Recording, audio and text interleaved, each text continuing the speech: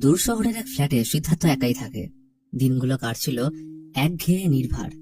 তবে হঠাৎ করেই তার জীবনের ঘড়ির কাঁটা যেন উল্টো দিকে ঘুরতে শুরু করলো। প্রথমে বিষয়টা পাত্তা না দিলেও যতদিন যায় বুঝতে পারে এই ফ্ল্যাটে সে একা নয়। তখন থেকেই তার জীবনের ক্যানভাসে শুরু করলো ভয়ের, বিষাদের আর অজানা রহস্যের এক অন্ধকার প্রতিচ্ছবি। বলছিলাম আজকের মুভি পিশাসুর কথা। একটা অপয়া সকাল, নরম আলোয় ভিজে থাকা শহরের এক কোনায় হঠাৎই রাস্তার মোড়ে ঘটল এক ভয়াবহ দুর্ঘটনা। একজন মেয়ে ভবানী পড়ে আছে রক্তে ভেসে, নিথর নিস্পন্দ। চারপাশ থেকে ছুটে এলো মানুষ, উৎসুক চোখে, কেউ ভয়, কেউ দয়ায়। সিদ্ধার্থ তখন ঠিক সামনে। একজন অটোওয়ালার কাছে জানতে পারলো ভবানীর স্কুটিকে একটা সবুজ গাড়ি ধাক্কা মেরে পালিয়ে গেছে, কিন্তু নম্বর কেউ দেখেনি, শুধু রয়ে গেছে রক্ত আর চিৎকার। ভবানীর রক্তপাত দেখে গা শিউরে ওঠে সিদ্ধার্থর। দুজন অটোওয়ালার সাথে মেয়েটিকে তুলে নেয় অটোতে, আর একজন মহিলা ভবানীর ফোন থেকেই ওর বাড়িতে খবর পাঠায়। সিগন্যালে লাল বাতি জ্বললেও অটো গিয়ে ধাক্কা মারে এক পথচারীকে। সে রেগে উঠে তীরে আসে, কিন্তু অটোতে ভবানীর রক্তাক্ত মুখ দেখে থেমে যায়। হাসপাতালে যখন ভবানীকে নামানো হচ্ছিল তখন সিদ্ধার্থর দিকে তাকিয়ে সে একটা অদ্ভুত হাসি দেয়। জানে চিনে না, তবুও বিশ্বাস করে হাত বাড়ায় শেষবারের মতো, আকুতি জানায়, যেন বলে আমায় বাঁচাও। ওটিতে ঢোকার আগে হাতটা ওর চেপে ধরে, আর সেই চেপে ধরা হাতটা ছাড়িয়ে নিতেই ভবানীর শরীরটা একবার কেঁপে উঠে বলল বাবা, আর সেইখানেই থেমে যায় নিঃশ্বাস। সিদ্ধার্থ যেন হিম হয়ে যায়। জীবনের প্রথমবার তার চোখের সামনে কেউ মারা গেল। শুধু মারা গেল না, একটা অজানা অনুভব রেখে গেল। ভবানীর মৃত্যু সংবাদ পেয়ে তার বাবা পাগলের মতো ছুটে আসে। স্ত্রীকে আগে হারিয়েছেন এবং এই মেয়েটি ছিল তার সব। হাসপাতালের করিডোরে পড়েছিল ভবানীর এক পাটি জুতো। সে জুতো হাতে নিয়ে সিদ্ধার্থ চুপচাপ বেরিয়ে আসে। মনে হচ্ছিল যেন কোনো কথা, কোনো কান্না এখন এই নিঃশব্দতার থেকেও দুর্বল। এরপর কেটে গেছে কিছুদিন। সিদ্ধার্থ একজন ভায়োলিন আর্টিস্ট, কিন্তু সেই দিনের পর যেন সুরগুলো ওর আঙুলে এসে কাঁদতে শুরু করেছে। ভায়োলিনে আসে না আনন্দের সুর, বাজে শুধু ক্ষত আর কষ্ট। সন্ধ্যা নামলেই সে তার লাল গাড়ি নিয়ে চলে যায় সাবওয়ের নিচে। অন্ধ ভিখারিদের ভিড়ে বসে বাজাতে থাকে তার হৃদয়ের ভাঙা সুর। প্রতিদিন যা রোজগার হয় সবটা দিয়ে আসে তাদের, নিজে শুধু এক গভীর শূন্যতায় ডুবে থাকে। বন্ধু বদ্রি একদিন এসে দেখে এই দৃশ্য, রাগে তেতে ওঠে। কিন্তু একজন বন্ধুর রাগ যতটা ক্ষণস্থায়ী হতে পারে ততটাই। সে বুঝে যায় ভবানীর মৃত্যু ভিতর থেকে গিলে ফেলছে সিদ্ধার্থকে। এরই মধ্যে ঘটে যায় ঘটনা। এক বাইকওয়ালা এক পথচারীকে ধাক্কা মেরে পালাতে যায়। সিদ্ধার্থ আর নিজেকে সামলাতে পারে না, গিয়ে লোকটাকে বেধড়ক পেটায়। বদ্রি হতবাক হয়ে যায় এমন রাগ দেখে, তবুও শান্তভাবে বলল, তুই কিছুদিন ড্রিঙ্কস কর, একটু হালকা হ। সেই সন্ধ্যায় সিদ্ধার্থ দুটো বিয়ারের বোতল নিয়ে আসে। তবে ফ্ল্যাটের নিচে বসে থাকা তিনজন ছেলেকে দেখে বোঝা গেল ওরা ওত পেতেই বসেছিল। একজন 100 টাকা ধার চাইলে সিদ্ধার্থ দিয়ে দেয়। লিফট কাজ করছে না, সিঁড়ি ভরসা। দোতলার বাসিন্দা আবারও বউটাকে পেটাচ্ছে। দেওয়ালের ওপাশ থেকে সেই কান্না যেন কাঁচের মতো কেটে যায় বুকে। একই ফ্লোরে থাকে মাগেশ। একটু অন্যরকম হলেও ছেলেটা দারুণ। সিদ্ধার্থর সঙ্গে ওদের ভালোই সম্পর্ক।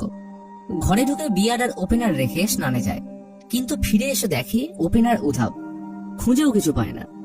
ড্রিঙ্কসে অভ্যস্ত না থাকায় সে দাঁত দিয়ে খুলতে পারেনি ছিপি। অগত্যা সোফায় গা এলিয়ে দেয়। হঠাৎ একটা শব্দ। দরজা খুলে দেখে মাগেশ দাঁড়িয়ে আছে, চোখ মেলে কারোর দিকে তাকিয়ে হাসছে। সিদ্ধার্থকে বাবা মার কাছে দিয়ে এসে ঘুমিয়ে পড়লে দেখা যায় ঘরের ভিতর তখন যেন কারোর উপস্থিতি। সকালে ঘুম ভাঙে ফোনের অ্যালার্মে। গায়ে চাদর দেখে চমকে ওঠে, কারণ সে তো রাতে কিছুই নেয়নি। তবে অত শত না ভেবে তাড়াতাড়ি বেরিয়ে যায় রেকর্ডিং এ। প্রতিদিনের মতো আজও দাঁড়িয়ে পড়ে ভবানীর অ্যাক্সিডেন্টের জায়গায়, চুপচাপ যেন কিছু খুঁজে বেড়াচ্ছে। সেদিন সাবওয়ে থেকে ফেরার পথে ঘটে যায় এক অপ্রত্যাশিত ঘটনা। কয়েকজন গুন্ডা অন্ধদের কাছ থেকে টাকা ছিনিয়ে পালানোর চেষ্টা করছিল। সিদ্ধার্থ কিন্তু চুপ করে দাঁড়িয়ে থাকেনি। 5 জন হলেও সে একাই রুখে দাঁড়িয়েছিল তাদের সামনে। শুরু হয় হাতাহাতি। তীব্র ধাক্কাধাক্কির মাঝে একসময় ওরা সিদ্ধার্থকে কাবু করে ফেলে। ওদের লিডার এক ভাঙা কাঁচের বোতল তুলে নেয়, সেটা ওর গলায় বসিয়ে দিতে উদ্যত। ঠিক তখনই অদ্ভুত কিছু ঘটে। কাঁচের বোতলটা ঘুরে যায় তার নিজের দিকে। লিডার নিজেই নিজেকে আহত করে ফেললো। গুন্ডারা আহত লিডারকে নিয়ে পালায়, আর সিদ্ধার্থ ফ্ল্যাটে ফিরে আসে, গায়ে ক্ষত আর মনে আতঙ্ক। ফ্ল্যাটে ঢুকে দেখতে পায় নিচের ফ্লোরের সেই স্বামী স্ত্রীর মধ্যে আজও ঝগড়া চলছে। লোকটা বউকে মারছে। সিদ্ধার্থ একবার থেমে তাকায়, তবে কিছু না বলেই চলে যায় উপরে। সিঁড়ি বেয়ে উপরে উঠে দেখে মাগেশ বল নিয়ে খেলছে, কিন্তু বলটা ওর দিকে কে ছুটছে। ভীত সিদ্ধার্থ এইবার আর দেরি করতে চায় না। নতুন একটা ওপেনার কিনেছে, আজ কিছু না হলেও সে বিয়ার খেয়েই ছাড়বে। ফ্রিজ থেকে বোতল বের করে টেবিলে রাখে, কিন্তু স্নান থেকে ফিরে এসে দেখে ওপেনার আবারও উধাও। এমনকি দেওয়ালে ঝোলানো চাবির গোছাটাও নেই। এতবার এমন কেন হচ্ছে? প্রতিটা রুম একে একে খুঁজে দেখার পর মাগেশের মায়ের কাছ থেকে আরেকটা ওপেনার নিয়ে ঘরে ঢুকে থমকে যায়। বোতল দুটো ভাঙা অবস্থায় মেঝেতে ছড়ানো। এইবার সে বুঝে যায় এটা শুধু কাকতালীয় নয়। অগত্যা উপায় না দেখে বন্ধু বদ্রিকে ডাকে। সব ঘটনা বলার পর জানায় যে এই ফ্ল্যাট হন্টেড। বদ্রি প্রথমে বিশ্বাস করতে চায় না, কারণ এই ফ্ল্যাট সিদ্ধার্থ 3 বছর ধরে ভাড়া নিয়ে আছে, আর 3 বছর আগে এইখানে কেউ মরেনি। তাহলে হন্টেড হওয়ার তো প্রশ্নই ওঠে না। এইভাবেই রাতে গল্প করতে করতে দুজন ঘুমিয়ে পড়ে। ঠিক মাঝরাতে বদ্রির ঘুম ভাঙলো, কারণ নিঃশব্দ উপস্থিতি তার কানে ফিস ফিস করছে। প্রথমে ভাবে হয়তো সিদ্ধার্থ মজা করছে, কিন্তু কিছুক্ষণের মধ্যে বুঝতে পারে সিদ্ধার্থ তো ঘুমিয়ে। এই অনুভূতি, এই ঠান্ডা শ্বাস, এক অজানা শক্তির ছায়া। তারা এরপর আর থাকতে পারে না। রাতের গভীরে দুজন একসাথে রাস্তায় নেমে পড়ে। তাদের দেখে এক পেট্রোলিং অফিসার জিজ্ঞেস করে, এই রাস্তায় কেন? বদ্রি বলে, আমরা পাগল নই, চোরও নই, আমরা ভায়োলিন বাজাই। কিন্তু আজ আমাদের ঘরে কিছু একটা হয়েছে। অফিসারের কাছ থেকে ফোন নিয়ে তারা এক বন্ধুকে কল করে। সে বন্ধুর মাধ্যমে জামা কাপড়ের ব্যবস্থা করে বাকিটা রাত বাইরেই কাটায়। পরের দিন সকালে তারা ডেকে আনলো এক প্রসিদ্ধ সামান আর তার সাগরেতকে। সামান অনেকক্ষণ ফ্ল্যাটের এদিক ওদিক ঘুরে সিদ্ধার্থর বিছানার পাশ থেকে একটা পাকা চুল খুঁজে পায়। সেই চুল জলের সাথে মিশিয়ে তখন পান করার প্রস্তুতি নিচ্ছে। ঠিক তখনই সে 50,000 টাকা দাবি করে। সিদ্ধার্থ কিছু না ভেবেই রাজি হয়। টাকার বান্ডিল রান্নাঘরে ছুঁড়ে সামান রীতিমতো অদ্ভুত আচরণ করতে শুরু করে। হঠাৎ করেই ওর শরীর থরথর করে কাঁপতে থাকে, চোখ উল্টে যায়, গলায় অদ্ভুত আওয়াজ। তাকে দেখে মনে হচ্ছিল যেন কারো দখলে চলে গেছে। সে একটা কাগজে লেখে যে এই ফ্ল্যাটের ঠিক উত্তর দিকে একটা কুয়ো রয়েছে।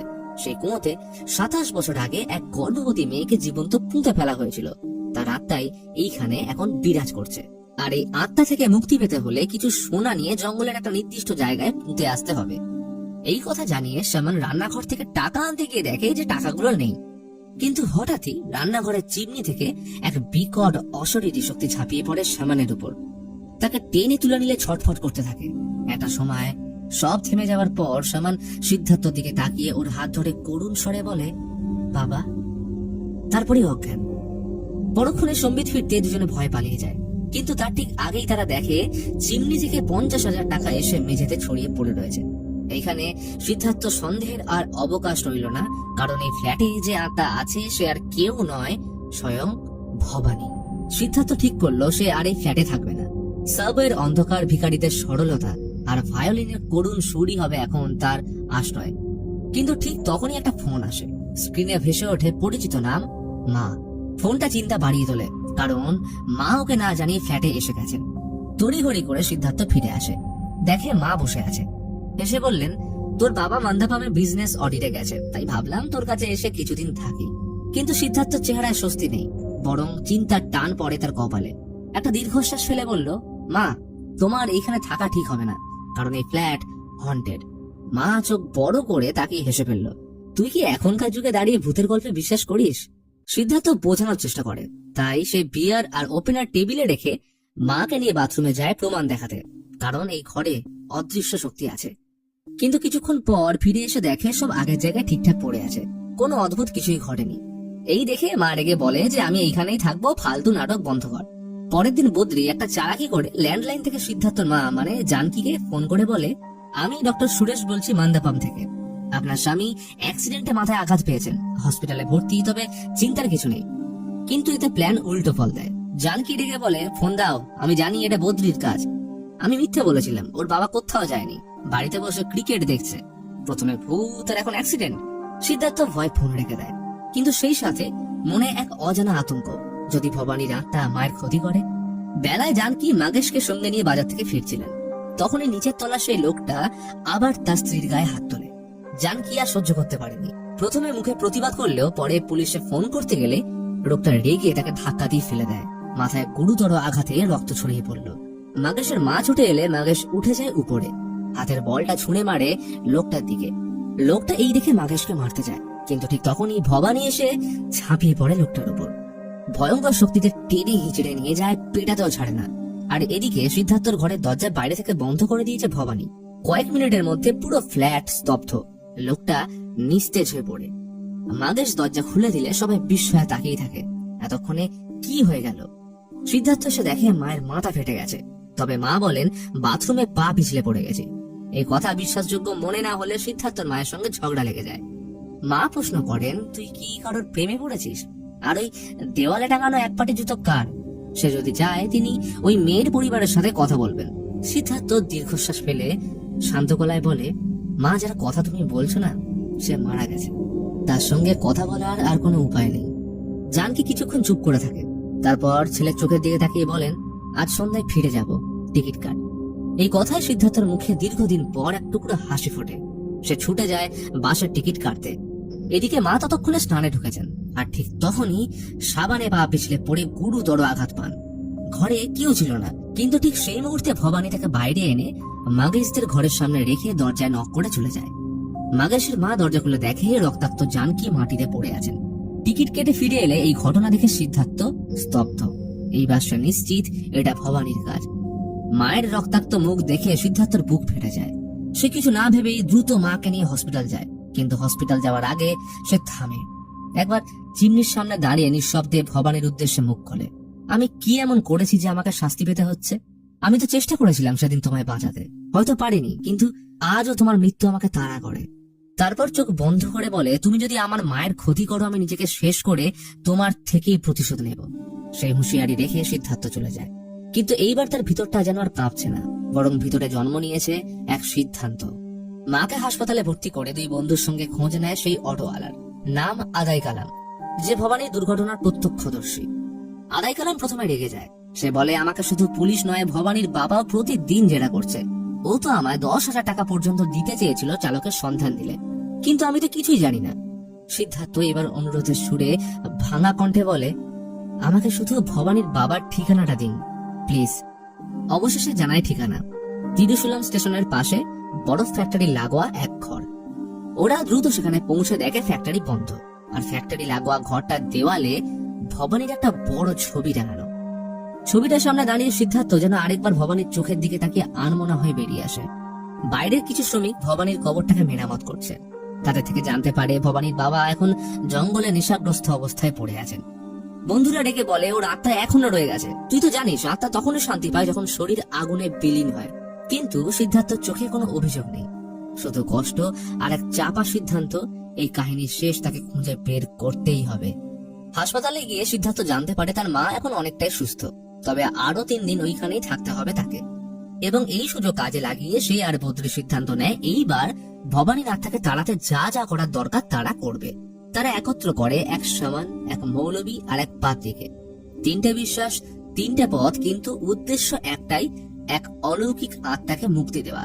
সব শেষ হলে পাদ্রী তাদের একটাই কথা বলেন, আজ রাতে ঘরের দরজাটা খোলা রেখো, যেন আত্মা সহজে মুক্তি পায়। তারা সেটাই করলো। ফ্ল্যাটের দরজা খোলা রেখে সবাই ছাদে শুতে যায় একটু হালকা হওয়ার জন্য। কিন্তু তখনই নিচে ঘটে যায় কিছু ঘটনা যার জন্য কেউ প্রস্তুত ছিল না। সোসাইটির সেই 3 বখাটে ছেলে, তাদের একজন খাবার চুরি করতে আসে সিদ্ধার্থের ফ্ল্যাটে। ভিতরে ঢুকে দরজা লাগিয়ে দেয়। তার চোখে একরাশ লোভ, বাড়ির দামি জিনিসগুলো একে একে বাছাই করতে থাকে। কিন্তু কিছুক্ষণ পর থেকেই ঘটে অদ্ভুত ঘটনা। যে জিনিসগুলো ও এক জায়গায় রাখে সেইগুলোই হঠাৎ করে আবার আগের জায়গায় ফিরে যাচ্ছে। থামতে থাকে সে, আতঙ্কে দৌড়ে যায় চিমনির কাছে। হয়তো মনে করেছিল লুকোতে পারবে, কিন্তু তখনই পিছন থেকে ভবানীর আত্মা ঝাঁপিয়ে পড়ে তার উপর। ছেলেটার চিৎকার শুনে বাকিরা ছাদ থেকে নেমে আসে এবং ওর অবস্থা দেখে হাসবে নাকি ভয় পাবে কেউ বুঝে উঠতে পারে না। সিদ্ধার্থের শরীর তখন কাঁপছে, মুখে একটাই কথা, ও এখানে আছে, এখনো আছে। সিদ্ধার্থ আর শান্ত থাকতে পারল না। রাতের আধারে ছুটে যায় ভবানীর বাবার কাছে। সে আর কিছু শুনতে চায় না, সামনের জমিতে কবর খুঁড়ে ফেলতে শুরু করে। ভবানীর বাবা ছুটে এসে কাঁপা হাতে সিদ্ধার্থদের পা ধরে বলে, আমি হাত জোর করে বলছি কবর খুঁড়ো না। কিন্তু ওরা থামে না, রাগে ভবানীর বাবার উপর হাত তুলতে যায়। এই দৃশ্য দেখে সিদ্ধার্থ থেমে গেল। তার গলায় এক অদ্ভুত বিষাদ। ভবানী যদি প্রতিশোধ নিতে চায় তবে আমার থেকে নিক, কিন্তু আমার মায়ের কি দোষ? সে বলে তার উচিত মেয়ের বডি কবর থেকে বের করে জ্বালিয়ে দেওয়া, এতে যদি তার আত্মা মুক্তি পেয়ে সিদ্ধার্থর ফ্ল্যাট থেকে যায়। ভবানীর বাবা কিছুক্ষণ চুপ করে থাকে, তার চোখে কান্না, কিন্তু মুখে অদ্ভুত প্রশান্তি। সে ধীরে ধীরে বলল, তুমি বলছো ভবানীর আত্মা তোমার ফ্ল্যাটে থাকে, কিন্তু কেন যাবে ও তোমার কাছে? এই প্রশ্নের উত্তর তখনও সবার কাছে অজানা। ভবানীর বাবা আর কোনো প্রশ্ন করেন না, সিদ্ধার্থকে নিয়ে রওনা দেয় তাদের ফ্ল্যাটের দিকে। সেখানে পৌঁছে তারা একসঙ্গে ভবানীর অপেক্ষা করে। হঠাৎই ফোন বাজে, অচেনা নম্বর। সিদ্ধার্থ ফোন কেটে দেয়, একবার, দুবার, বারবার। ফোনের পর ফোন আসতেই থাকে। শেষমেশ ল্যান্ডলাইনে ফোন আসায় বদ্রি রিসিভ করলে দেখে হাসপাতাল থেকে মায়ের ফোন। সিদ্ধার্থ বলে, এবার আপনি নিজেই শুনুন ভবানী আমার মায়ের সাথে কি করেছে। জিজ্ঞাসা করলো, মা তোমায় বাথরুমে ফেলে কে মারতে চেষ্টা করেছিল? সত্যিটা বলো তো, সবাই শুনতে চায়। কিন্তু মা যা বলল তা শুধু সিদ্ধার্থ নয়, ভবানীর বাবাকেও স্তব্ধ করে দেয়। বলেন, তুই যাকে পিশাচ ভাবছিস সে আসলে একজন দেবী, সেই আমায় বাঁচিয়েছে। জানকি ধীরে ধীরে সব খুলে বলল। তুই যখন বলতিস ফ্ল্যাটে কেউ আছে, আমি হাসতাম, কিন্তু সেদিন বাথরুমে পড়ে গিয়ে দেখলাম একটা মেয়ে আমায় টেনে বাইরে নিয়ে এলো। আমি জানি সে মানুষ নয়, কিন্তু তার স্পর্শে ছিল না কোনো ক্ষোভ, ছিল কেবল কোমলতা। মা হয়তো আরো কিছু বলতে যাচ্ছিলেন, কিন্তু হাসপাতাল থেকে ফোন কেটে দিলে সিদ্ধার্থর মাথা লজ্জায় হেঁট হয়ে যায়। ভবানীর বাবা চুপচাপ উঠে গিয়ে একটা সিগারেট আর দেশলাই রেখে দেয় চিমনির সামনের টেবিলে। তখনই চিমনির অন্ধকার থেকে ভবানী বেরিয়ে আসে। সে নিচে নেমে এসে টেবিল থেকে সিগারেট আর দেশলাই তুলে আবার চিমনির গভীরে মিলিয়ে যায়। ভবানীর বাবার চোখ ঝাপসা হয়ে আসে। তিনি পাগলের মতো ছুটে যান চিমনির দিকে, চিৎকার করে বলেন, ভবানী তুই আমায় ছেড়ে গেছিস কেন? দেখ আমি তো আর ধূমপান করি না, আমার সাথে বাড়ি ফিরে আয় মা, তোকে ছাড়া ঘরটা ফাঁকা, তুই না থাকলে ফ্যাক্টরিটাও শূন্য লাগে। তোর মতো কেউ ছিল না যে আমার সঙ্গে কাঁধে কাঁধ মিলিয়ে কাজ করত। ভবানী খুব কাছে এসে আবার দূরে চলে যায়। তারপর সে চিমনির ভিতর থেকে বেরিয়ে আসে দুটো হাত, সেই হাত দিয়ে বাবার চোখের জল মুছিয়ে দেয়। ভবানীর বাবা বলে, তিনি চাইলে নিজেকে শেষ করে দিতে পারত, তবে তার একটা কাজ এখনো বাকি। তিনি ওই লোকটাকে খুঁজছে যে ভবানীর মৃত্যুর জন্য দায়ী। ভবানী একবার বলে দিক তার পরিচয়, সে নিজে গিয়ে খুন করবে। কিন্তু এই ঘটনা বলতেই ভবানী চলে যায়, আর আসে না, হারিয়ে যায় বাতাসের মধ্যে। সিদ্ধার্থ তখন এসে ভবানীর বাবার হাত ধরে বলে, আমি ভুল বুঝেছিলাম কাকু, আজ জানলাম সে কাউকে ক্ষতি করতে আসেনি, সে শুধু থেকে গেছে আমার পাশে নিঃশব্দে নীরব ভালোবাসায়। সিদ্ধার্থ ভবানীর সেই এক পাটির জুতোটা তুলে দিয়ে বলে, যদি ভবানী বেঁচে থাকতো আমি নিজেই আপনার কাছে বিয়ের প্রস্তাব নিয়ে যেতাম। ভবানীর বাবা দীর্ঘ নিঃশ্বাস ফেলে বললেন, আজ বুঝলাম ভবানী কেন তোর কাছেই ফিরে এসছে। আমি যখনই ওকে জোর করতাম বিয়ে করতে, সে বলতো, যেদিন আমি আমার ভালোবাসার মানুষকে খুঁজে পাবো সেদিন নিজেই বিয়ে দিতে বলবো তোমায়। চোখে জল নিয়ে ভবানীর বাবা বলেন, আজ সন্ধ্যায় তার সৎকার হবে আগুনেই। কিন্তু সিদ্ধার্থ বাধা দেয়, না এখন না, তাকে তো আমি ভুল বুঝে তাড়িয়ে দিতে চেয়েছিলাম। আজ যদি তাকে সত্যি চিরতরে বিদায় দিই তাহলে আমি নিজেকে কোনোদিনও ক্ষমা করতে পারবো না। সে ভবানীর বাবার কাছে 3 দিনের সময় চায়। এই সময়ের মধ্যে সে খুঁজে বার করবে সেই মানুষটিকে যার ভুলে ভবানী হারিয়ে গিয়েছিল জীবনের মায়া থেকে। ভবানীর বাবা মাথা নাড়েন। এই যেন এক অদ্ভুত শান্তির সন্ধানে দুজন মানুষের এক চুক্তি। সিদ্ধার্থ আর সময় নষ্ট করলো না, সে বন্ধুদের সঙ্গে যায় লোকাল থানায়। পুলিশকে বলে ভবানীর বাবা আসলে তার আঙ্কেল। তথ্য অবশ্য মিলল। সেই অটোওয়ালা থেকে জানা গেছে যে অ্যাক্সিডেন্টের দিন একজন সবুজ গাড়ি চুরি করে পালাচ্ছিল, যেটার সাথেই ভবানীর অ্যাক্সিডেন্ট হয়েছে। তবে ভয়ের চোটে লোকটা গাড়ি পাইলট থিয়েটারের সামনে রেখে পালিয়ে যায়। যেটুকু জানা গেছে, গাড়ির মালিক গাড়ি বিক্রির জন্য হাবিবুল্লাহ রোডের মেকানিকের কাছে দিয়ে গেছিল। সেই সূত্র ধরে তারা সেখানে পৌঁছায়। গ্যারেজে পৌঁছে তারা একটা সবুজ গাড়ি দেখে ফেলে। তবে গ্যারেজের লোক গাড়িটা দেখে অবিচল, বলেই দেয় এই গাড়ি বিক্রির জন্য নয়, যাও চলে যাও এখান থেকে। কিন্তু সিদ্ধার্থ থামে না। ওরা গ্যারেজের এক কর্মীকে গোপনে ধরে তাকে বিরিয়ানির প্রলোভন দেখিয়ে জানতে পারে গ্যারেজের মালিক ওর আত্মীয় সম্পদের থেকে সবুজ গাড়িটা ধার করে, এবং সেদিন থেকে পুলিশ ওদের পিছু নিয়েছিল বটে, কিন্তু রবি গাড়িটা নিয়ে পালায়। রবির খোঁজ পাওয়া যায় এক সেলুনের মধ্যে। সিদ্ধার্থ গিয়ে তাকে চেপে ধরে, তুই ভবানীকে মেরেছিস তাই না? রবি অস্বীকার করে বলে যে আমি কাউকে ধাক্কা মারিনি, আমি তো ওকে দেখিনি। রবি জানায় অ্যাক্সিডেন্টের দিন তার বউয়ের সঙ্গে সে ছিল। 13 বছর বিয়ে হলেও তাদের কোনো সন্তান হয়নি, সেই কারণে তারা হসপিটাল থেকে একটা শিশু চুরি করে পালাচ্ছিল। এই কথা শুনে সবাই হতবাক। সে বলে, হ্যাঁ আমি দোষ করেছি, কিন্তু আমি কোনো দুর্ঘটনা ঘটাইনি। তখন আকস্মিক ভাবে রবি ওর বোনকে জিজ্ঞাসা করলে জানতে পারে সে নাকি ভবানীর অ্যাক্সিডেন্টের প্রত্যক্ষদর্শী ছিল। মেয়েটা প্রথমে চুপ থেকে তারপর সত্যিটা বলতে শুরু করলো। সিদ্ধার্থ শুনে কিছু না বলে হঠাৎ চুপচাপ বেরিয়ে যায়। বন্ধুরা কিছুই বোঝে না এই নীরবতা, এই চাহনি হঠাৎ এমন ভারী কেন। সিদ্ধার্থ একাই গাড়ি নিয়ে ছুটে যায় আদাই কালামের কাছে। সঙ্গে নিয়ে যায় একটা আপেলের বাক্স, গিয়ে বসে তার সামনে। শান্ত গলায় প্রশ্ন করে, কাকা এই আপেলগুলো কি রঙের বলুন তো? আচমকা প্রকৃতি অশান্ত হয়ে ওঠে। দমকা ঝড় উঠে যায় রাস্তায়। আদাই কালামের অটো উল্টে পড়ে যায়। চারপাশ থেকে এক অজানা আর্তনাদ ভেসে আসলো। কিন্তু সিদ্ধার্থ শান্ত, তার চোখে কেবল একটাই প্রশ্ন, এই আপেলগুলো কি রঙের কাকা? আদাই কালাম বলে সবুজ। আর তখনই ভবানীর আত্মা ধেয়ে এসে সিদ্ধার্থকে ছুঁড়ে ফেলে দেয়।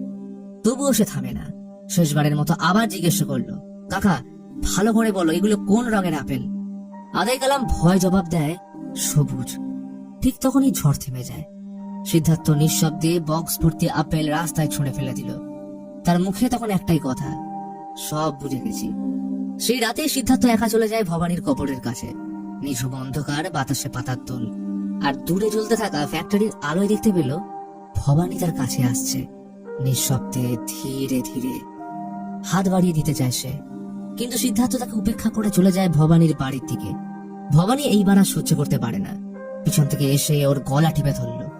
এই টানাপোড়েনের হাহাকার দেখে ভবানীর বাবা দৌড়ে আসে বাইরে। সিদ্ধার্থ বলে, আমি জেনে গেছি ভবানীর মৃত্যুর জন্য কে দায়ী। ভবানীর বাবা রেগে ওঠেন, বল কে সেই খুনি? তখন সিদ্ধার্থ দু হাত জোর করে চোখ নামিয়ে বলে, কাকু আমি সেই ছেলে, আমার গাড়ি ওকে ধাক্কা মেরেছিল। ওর মৃত্যু হয়েছে আমার অজান্তে, আমারই ভুলে।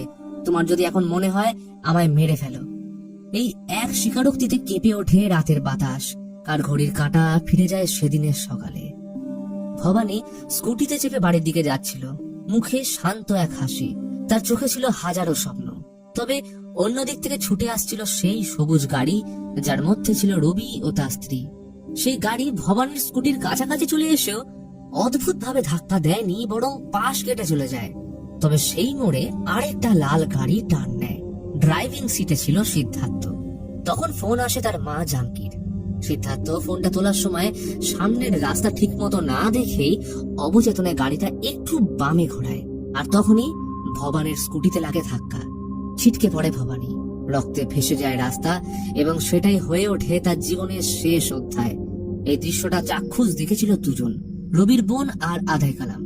কিন্তু এইখানেই আসে গল্পের মোড়। আদাই কালাম ছিল কালার ব্লাইন্ড, রং চেনার ক্ষমতা নেই তার। সে লাল আর সবুজে গুলিয়ে ফেলে, তাই সে যে গাড়িটাকে লাল দেখেছে সেটাকেই বলেছে সবুজ, আর সেই ভুলে অভিযুক্ত হয়েছে রবি। ভবানীর বাবা প্রতিদিন ছুটে গেছে আদাই কালামের কাছে সে সবুজ গাড়ির সন্ধানে, যেটা আদতেই সবুজ ছিল না। এমনকি কালার ব্লাইন্ড হওয়ার কারণে হসপিটাল নিয়ে যাওয়ার সময় সিগন্যালে রেড লাইটকে সবুজ ভেবে আদাই কালাম একটা বাইকে ধাক্কা মারে। কিন্তু এই সবকিছু থেকে অজানা সিদ্ধার্থ ভবানীকে হসপিটাল নিয়ে যাওয়ার সময় সিদ্ধার্থর অশান্ত মুখ, হেল্পিং নেচার এবং ভবানীকে বাঁচানোর অশেষ প্রচেষ্টা দেখে ভবানী ওকে ভালোবেসে ফেলে। এই কারণেই ভবানীর শেষ নিঃশ্বাস অবধি ওর হাত ছাড়তে চায় না। সে একবার হলেও ঈশ্বরের কাছে প্রাণ ভিক্ষা চেয়েছিল সিদ্ধার্থর সাথে বাকি জীবনটা কাটানোর জন্য। কিন্তু ভাগ্যের নিষ্ঠুর পরিহাস এমনই যে তার জন্য সুখের জীবন লেখা ছিল না। এই কারণেই মৃত্যুর পর ভবানী সিদ্ধার্থর ফ্ল্যাটে ফিরে আসে। বাস্তব জীবনেও সে যেমন ছিল ঠিক তেমন ভাবে সে মৃত্যুর পর তার ভালোবাসার পাশে থেকেছে। সে বুঝতে পারে অজান্তে করা ভুলের জন্য সিদ্ধার্থ নিজেকে শেষ করে ফেলতো, তাই ভবানী তাকে সত্যি থেকে যতটা সম্ভব দূরে রাখার চেষ্টা করে গেছে। এই সত্যটা যখন সিদ্ধার্থ রবির বোনের থেকে জানতে পারে, তখনই তার মনে হয় এইটাই সময়। এইবার তাকে ভবানীর বাবার সামনে সত্যিটা স্বীকার করতেই হবে। আর এই জন্যই সে গেছিল আপেলের বক্স নিয়ে। প্রশ্ন করেছিল এই আপেলগুলো কি রঙের। আদাই কালাম তখন সে লাল আপেলগুলোকে দেখে বলেছিল সবুজ। তখনই তার কাছে সব পরিষ্কার হয়ে যায়। সিদ্ধার্থই ছিল সত্যিকারের অপরাধী। অবচেতন অনিচ্ছাকৃত হলেও ভবানী তার গাড়ির ধাক্কা দিয়ে প্রাণ হারিয়েছিল। ভবানীর বাবা স্তব্ধ হয়ে বসে আছেন, চোখে জল নেই, তবুও ভিতরটা যেন চিৎকার করছে। তার মেয়ের মৃত্যুর জন্য দায়ী এই ছেলেটাই যে তাকে হসপিটাল নিয়ে গেছিল, যে শেষ মুহূর্তে তার হাত ধরেছিল। আর সেই একই সিদ্ধার্থ এখন তার সামনে দাঁড়িয়ে হাত জোর করে বলছে, আমায় মেরে ফেলুন, আমি প্রস্তুত। এই স্বীকারোক্তির সাথে বাতাস স্তব্ধ হয়ে যায়। দূরে দাঁড়িয়ে থাকা ভবানীর আত্মা নীরবে দেখছে সবকিছু। কিন্তু ভবানীর বাবা সিদ্ধার্থর দিকে তাকিয়ে থাকেন কিছুক্ষণ, তারপর বলেন, সিদ্ধার্থ, আমি ভবানীর সৎকার এখনো পর্যন্ত করিনি। এই যে এই কবরটা, সেটা আসলে একটা ছল, পরিবার পরিজনকে দেখানোর জন্য। তার আসল দেহটা আমি আজও সযত্নে রেখে দিয়েছি। এই কথা শুনে সিদ্ধার্থ বিস্ময়ে জিজ্ঞেস করে, সে কোথায়? ভবানীর বাবা ওকে নিয়ে যায় তার বরফের ফ্যাক্টরির আন্ডারগ্রাউন্ড সেফটি চেম্বারে। একটা ভারী চেন টেনে বের করে আনেন বিশাল এক বরফের চাই, আর সেই বরফের ভিতর ভবানীর দেহ, এখনো অক্ষত, ঠান্ডা, ঘুমন্ত এক দেবীর মতো। এই দৃশ্য দেখে সিদ্ধার্থ হাঁটু গেড়ে বসে পড়ে। তার মুখে একটাই কথা, ভুল হয়ে গেছে, এত বড় ভুল যদি আমি জানতাম, যদি একবার বুঝতে পারতাম। তখনই সে উঠে দাঁড়িয়ে বরফের সেই খণ্ড নিজের উপর ফেলে নিজেকে শেষ করতে যায়। আর পরক্ষণেই ভবানীর আত্মা ঝাঁপিয়ে পড়ে সিদ্ধার্থর দিকে। সে বরফ ফাটিয়ে সিদ্ধার্থকে টেনে সরিয়ে নেয় এবং শেষবারের মতো সিদ্ধার্থর হাত স্পর্শ করে নিজের শরীরটা নিয়ে ধীরে ধীরে উঠে আসে উপরের দিকে। ভবানীর আত্মা বাতাসে ভেসে চলেছে দেহ নিয়ে। দুজন অবাক হয়ে এই দৃশ্য দেখছে। দূরে রাখা সিদ্ধার্থর লাল গাড়ির দরজা খুলে যায়। ভবানী নিজের দেহ নিয়ে সেই গাড়ির ভেতরে ঢুকে পড়ল। আর ঠিক সেই মুহূর্তে গাড়িটা দাউ দাউ করে জ্বলে ওঠে। লেলিহান আগুনের শিখার মধ্যে ভবানীর দেহ, ভবানীর আত্মা, ভবানীর সমস্ত অতৃপ্তি চিরতরে বিলীন হয়ে যায়। গাড়ির আগুন ছড়িয়ে পড়ল চারপাশে। সিদ্ধার্থ ভবানীর বাবার বুকে মাথা রেখে ফুঁপিয়ে কাঁদে। ভবানীর বাবাও নিজেকে আটকে রাখতে পারেন না। দূর থেকে এক মিষ্টি সুগন্ধ মেশানো মৃদু হাওয়ার সাথে আসছে পাতার খসখসানি শব্দ। মনে হয় যেন ভবানী বলছে, এই জন্মে না হোক পরের জন্মে ঠিকই ফিরে আসবো সিদ্ধার্থ, তুমি থাকবে তো। এইভাবে শেষ হয় একটা অলৌকিক প্রেমের গল্প, যেখানে ভূত ছিল না ভয়ঙ্কর, বরং ছিল অনুরাগী রক্ষক প্রেমিক, যার কাছে মৃত্যু মানে সম্পর্কের শেষ নয়, শুধু একটা বিরতি।